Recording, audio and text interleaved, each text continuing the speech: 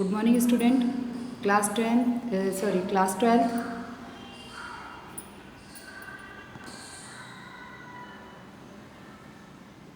Good morning student, class 12। आज हम पढ़ेंगे सूर्य के बालकृष्ण फर्स्ट चैप्टर। इसके बारे में मैं आपको बता चुकी थी, सूर्यदास जी के बालकृष्ण के बारे में चैप्टर के बारे में बता चुकी थी। इसके बाद आप कल पढ़ चुके थे जीवन परिचय के बारे में पढ़ चुके थे सूर्यदास जी के। आज हम पढ़ेंगे उनके केंद्रीय भाव। आज हम पढ़ेंगे केंद्रीय भाव, ठीक है। इसे ध्यान से सुनिएगा। केंद्रीय भाव के में आपको बताया जाता है कि पाठ में क्या है, उसके बारे में आपको जानकारी दी जाती है, ठीक है। तो इसे पहले समझिए।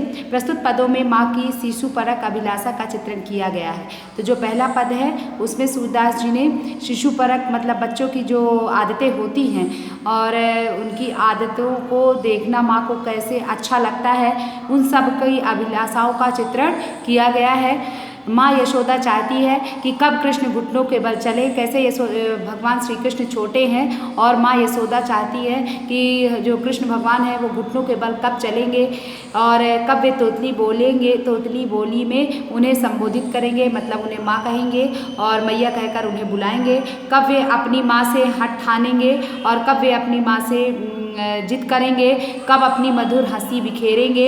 इस तरह से यशोदा मैया भगवान श्री कृष्ण के बारे में कल्पना करती हैं कि कब भगवान जो है वो बड़े होंगे। माँ की ये आकांक्षाएं शिशु की भाव भंगिमाओं चेष्टाओं द्वारा वत्सल भाव से प्रेरित है।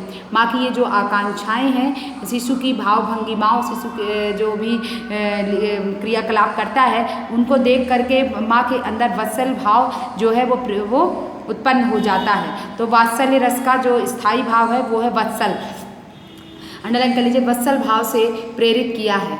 कृष्ण थोड़े से अब बड़े हो जा रहे। दूसरे पद में आपको बताया जाता है, ये सूरदास जी बता रहे हैं कि कृष्ण थोड़े बड़े हो गए हैं, वे गाय चराने के लिए वन में जाना चाहते हैं कि मैं भी बलदाऊ के साथ गाय चराने के लिए बाहर जाऊंगा, गाय चराऊंगा और मैं जंगल जाऊंगा।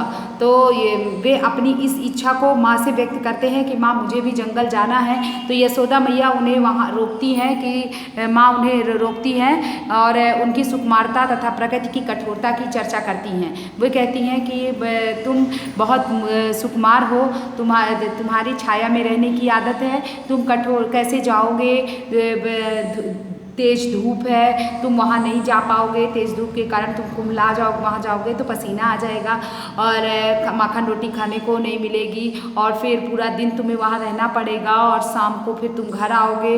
और प्रकृति के बारे में बताती कि प्रकृति कितनी कठोर है, हवा है, तेज धूप रहेगी, तेज आंधी भी चल सकती है।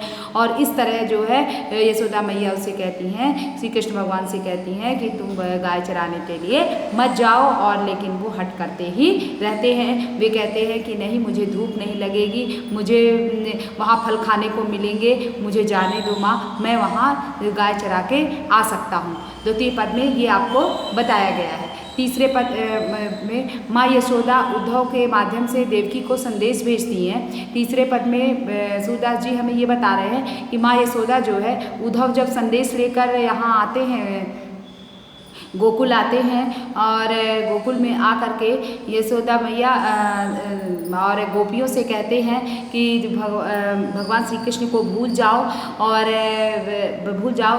तब गोपियाँ जो हैं बहुत प्रकार से उनकी उलाहना करती हैं और उनसे कहती हैं कि इस तरह दोहे कहा करती हैं कि उद्धव मन न भये 10-20 एक हूँ तो सो गयो श्याम संग को आराधे इस तरह करके उनका उलाहना करती हैं, उपहास करती हैं। अब जब उद्धव जा रहे हैं, उद्धव अब ये तो गोपियों का हुआ, और जब वो उद्धव जो है ज्ञान का संदेश लेकर जो आए थे वो अब यशोदा मैया से मिलने आते हैं। यशोदा मैया से जब मिलने आते हैं तो यशोदा मैया उनसे कहती हैं, अपने बालक श्री कृष्ण के बारे में कहती हैं कि उन्होंने तो बचपन में ही पाला था, वो अपने आप को धाय कहती हैं कि मैं तो उनकी पालने वाली हूँ, और उद्धव के माध्यम से देवकी को संदेश भेज रही हैं। तीसरे पद में माँ यशोदा जो है उद्धव के माध्यम से देवकी को संदेश भेजती हैं। यद्यपि कृष्ण अब राजा है, किंतु माँ का हृदय तो अपने पुत्र को शिशु रूप में सदैव अनुभव करता है, क्योंकि माँ के लिए उसका बच्चा चाहे कितना भी बड़ा हो जाए, चाहे कितना भी बड़ा राजा हो जाए, लेकिन उसे तो अपना बच्चा बच्चा ही लगता है, शिशु रूप में ही लगता है, तो उसे भी शिशु रूप में सदैव अनुभव करता है। इसलिए वे कहती हैं कि कृष्ण को सुबह सुबह माखन रोटी खाने की आदत है। वे अपनी आदत बताती है कि भगवान श्री कृष्ण जो है वो माखन रोटी खाने की उनकी आदत है। वे मुश्किल से नहाते हैं, नहाने में वे जैसे बच्चे हट करते हैं, नहाना नहीं चाहते, उसी तरह जैसे बचपन में भगवान श्री कृष्ण हट किया करते थे कि मुझे नहाना नहीं है, नहा दे को जब वो पानी देखते तो वहाँ से भाग जाते थे, वहाँ से चले जाते थे। फिर माँ उसे कई बहाने बना कर उन्हें मनाती थी और मना करके उन्हें बहाने बनाती थी और उन्हें मनाती थी। माँ की वात्सल्य भाव रूपी उक्तियाँ इसमें प्रकट होती हैं। माँ की जो ये वात्सल्य बच्चे के प्रति किस तरह रूठना मनाना, ये सब वात्सल्य भाव के अंतर्गत आया। भाव रूपी उक्तियाँ जो है इसमें प्रकट होती हैं। इन्हीं पद में यही वात्सल्य रूपी जो उक्तियाँ हैं वो दिखाई देती हैं। तो ठीक है, आपको समझ में आया कि तीनों पदों में क्या क्या चर्चाएँ की गई हैं। चलिए अब हम आते हैं, मैं आपको बताती हूँ कि फिर से दोबारा, अगर नहीं समझ में आया तो मैं फिर से आपको दोबारा बताती हूँ कि क्या बताया गया है। पहले पद में ये बताया गया है कि यशोदा मैया जो है वो भगवान श्री कृष्ण के घुटनों के चलने और तोतली घुटनों पर चलने और तोतली बोली में कब वो बोलेंगे ऐसी वो कल्पना करती हैं, कब वे अपनी माँ से हट करेंगे, जिद करेंगे, इसकी कल्पना करती हैं और कि मेरा बेटा कब बड़ा होगा और कब इसी तरह की बातें करेंगे, कब वो मेरा आंचल पकड़ेगा, ये सारी चीज़ें वहाँ जो है कल्पना करती हैं। दूसरे पद में कृष्ण अब थोड़े बड़े हो जाते हैं और वो गाय चराने की जिद करने लगते हैं और लेकिन यशोदा मैया ये बता करके कि तुम सुकुमार हो और प्रकृति बहुत कठोर है, इसलिए तुम गाय चराने के लिए मत जाओ, ये समझाती हैं। और तीसरे पद में माँ यशोदा उद्धव के माध्यम से कहती हैं कि उद्धव के माध्यम से देवकी को संदेश भेजती हैं कि कृष्ण अब राजा हैं। वैसे यद्यपि कृष्ण अब राजा हैं, कृष्ण मैं जानती हूँ कि कृष्ण बड़े हो चुके हैं, वे राजा हैं, किंतु माँ का हृदय तो अपने पुत्र को शिशु रूप में सदैव अनुभव करता है। माँ का जो हृदय है वो अपने पुत्र को सदैव हमेशा ही कैसे अनुभव करता है, पुत्र के रूप में ही अनुभव करता है। चाहे वो कितना भी बड़ा हो जाए, उसे यही लगता है कि उसका बच्चा जो है अभी छोटा ही है। इसलिए वे कहती हैं कि कृष्ण को सुबह सुबह माखन रोटी खाने की आदत है। वे बताती हैं कि श्री कृष्ण भगवान की आदतें क्या क्या हैं।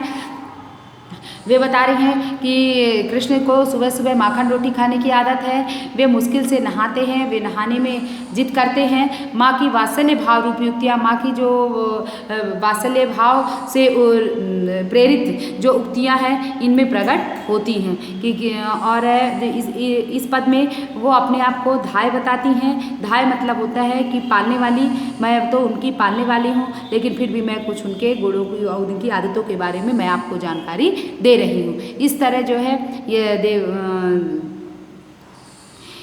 इस प्रकार जो यशोदा मैया हैं वो जानकारी मतलब देवकी को उद्धव के माध्यम से दे रही हैं। तो तीसरे पद में ये जानकारी दी गई है। ठीक है, केंद्रीय भाव आपको आ गया समझ में। कल हम अर्थ पढ़ेंगे।